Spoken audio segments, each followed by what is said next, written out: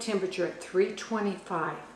Do not go higher. You don't want to cook a turkey too fast. You will dry it out. Also, I want you to pull the turkey out between 160 and 165 with the thermometer in the thickest part of the thigh, between the breast and the thigh.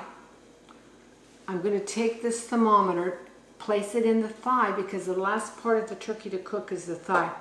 You want to go straight down for the thickest part of the thigh without touching the bone, and leave it in the turkey. Now, this is even better. The kind that are outside the oven, same thing, place the thermometer, the thickest part of the thigh, go straight down. You put this on the outside of the oven, set it at what temperature you want it to be brought out at, which I set it at 160 to between 160 and 165. When the alarm goes off, that's the temperature of the turkey. You pull it out, let it rest for half an hour. It's cooked perfectly. Without the thermometer, every oven is different. Different people open the oven. That changes the time. There is no set certain minutes per turkey, per pound. Never.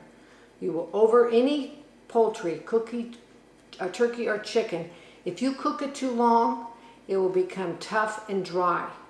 Very important that once the meat is no longer pink, it's done. That's why I pull it out between 160 and 165. It sits out for half an hour and rests while you prepare the rest of your meal. And during that time, it's going to go up 10 more degrees. 165 is safe. It'll go all the way up to 175. Thank you. If you have any questions, go to marysturkeys.com.